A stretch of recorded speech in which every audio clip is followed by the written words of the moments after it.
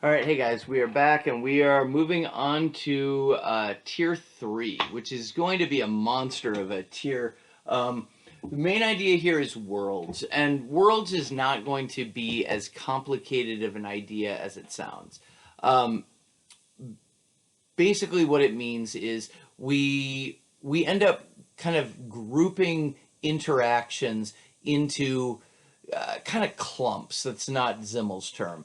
That we can refer to as the world of science, or the art world, or the world of religion, or the world of economy. Economy is in red because this is where things are going to go in a way that Zimmel is not very happy about. But let's get there one step at a time. So to begin with, remember, tier one is that we are bearers of the life process. Tier two, in engaging with other people who are bearers of the life process, we create interactions. And what Zimmel said is these interactions kind of remember there's not a society imposing down. Everything is going up. So he says that these interactions kind of, he doesn't say clump, but you can think of it that way, clump into these worlds. But then these worlds end up being able to impose themselves on us. They organize the contents of our lives in their specific ways. And what that means is the world of science, when you're in that world, that clump of interactions that we can call science. For an example, I mean, you can think about school kind of fitting in there. There are certain ways that school imposes upon you to organize your life, to organize your actions and your interactions. And he would say that's different than if you are a churchgoer, how you would organize your life there. And you can kind of see from that, from those examples, that he's got a point there. The way we conduct ourselves, the way we organize our lives in each of those different worlds is different. But in all of them, and this is a quote of his, in all of them, they confront the individual with a historical imperative firmness. So if you hear that and you kind of think about reification, you're on the right track. He's saying, yeah, we have these interactions. Everything kind of comes from that principle of emergence, that things are going from individuals to interactions to something more. But at the same time, there becomes this thing that does impose upon us. He would, remember the tragedy of culture, he would say, these are things we produce, and therefore they are part of that objective culture that comes to dominate us. Okay. That really gets you a long way to where we're going, although we have to deal with the economy, because he wrote an entire book called The Philosophy of Money that is basically about how that particular world, the world of economy, is different in a crucial way. But let's get there one piece at a time.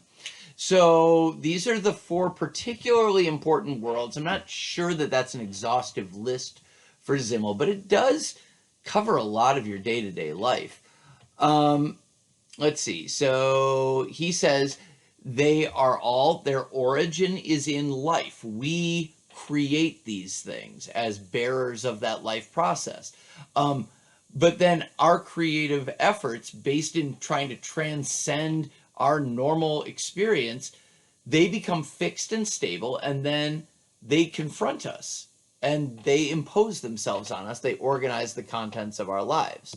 Again, there's that aspect of tragedy. We make these things and then they have power over us. Let's see. So when he says they organize the contents in their specific ways, what that means is, and I alluded to this before, when you're in the world of science or school, you're organizing yourself, your interactions, and your behaviors and your thinking in a specific way, and it's different than when you're in the world of religion, or it's different than when you're in the world of art, whether it's going into a museum or watching a movie or whatever. And that is basically what you need to know about worlds in a general way.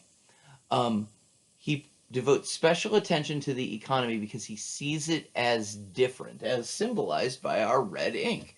And And I'm going to see if I can come over to this side so you can see. Sorry, I hope I don't cast too much of a shadow there.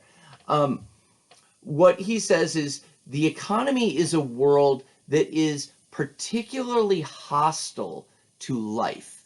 So with all of these, they're going to impose on us, right? Science, art, and religion. They're going to organize the contents of our lives, but they are still kind of rooted.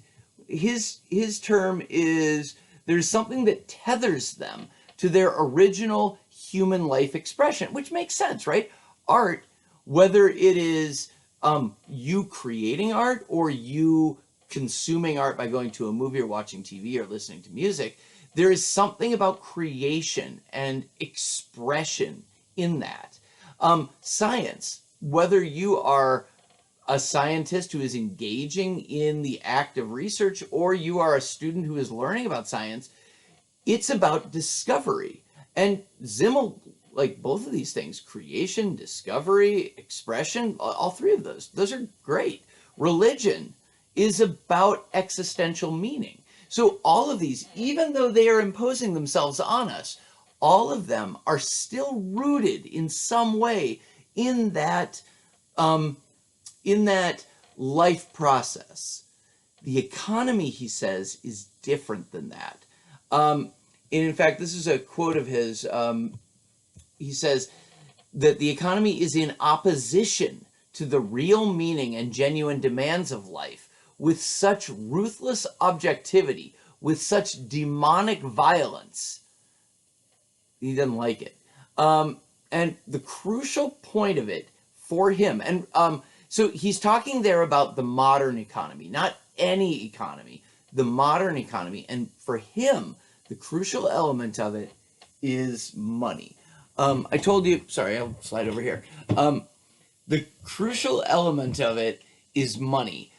He wrote an entire book called The Philosophy of Money, where, Marx starts with the commodity. Simmel doesn't. Simmel starts with money. And for this reason, he says money allows for an endless series of exchanges. Everything finds its value in money, whereas, and it's portable. I mean, even more so now that you don't even have to leave your house. But back when he was writing, there was coinage and, currency. As compared to a barter economy where you have to drag your goats over to the marketplace and exchange them, with money, it's all right in your pocket. And so he says it allows for an endless series of exchanges. And this, let's see, money. So money leads to exchange. And this is the first crucial part, which allows for an explosion of objective culture. Because we can exchange for anything, we are called forth to create tons and tons and tons of stuff. And remember, objective culture is our nemesis in his tragedy of culture. Every extra thing that we create is going to impose itself on us, and it is going to allow for us to be dominated by it. So this money facilitating that, it's a huge problem for Simmel. The other thing it does, and this is where it gets to the, okay, so it's a huge problem. So what specifically? It allows for the triumph of the intellectual over the non-rational within each of us. He says that that in the process of using money, of getting used to the idea of exchange, and you're going to hear echoes of Weber in this, with his idea of calculation. He says everything becomes calculation for us. Everything becomes, is it worth it? And he says, so first of all, there's that, and it triumphs over the non-rational. The non-rational side of us is love. I have 2 children, and I love them, and it's like the best experience that I've ever had in my life. But that is the non-rational part of me. They're expensive. Good God. We spend thousands. If my wife and I weren't buying them food and clothes and experiences, we'd be rich. We're not rich. And it's because we spend this boatload of money on our kids. Now, I love that, but it's not rational. And what he's saying is not that we have become completely intellectual and completely non-rational, but that the balance is tipped toward intellectuality. And it continues to be tipped as long as we are constantly practicing using money, calculating, is this worth it? So we lose our ability to become to be non-rational, to use that part of us, diminishes. And he said, in that, we're losing meaningful experience. The experience of love is way, way more meaningful than the experience of purchasing something or consuming something that you purchased. And so he says, to the extent that we're losing this non-rational side of us, money's destroying us. It's destroying our authenticity. It's destroy our authenticity. I shouldn't skip over that. He says being a human being, to be authentically human, is to have these meaningful, transcendent experiences.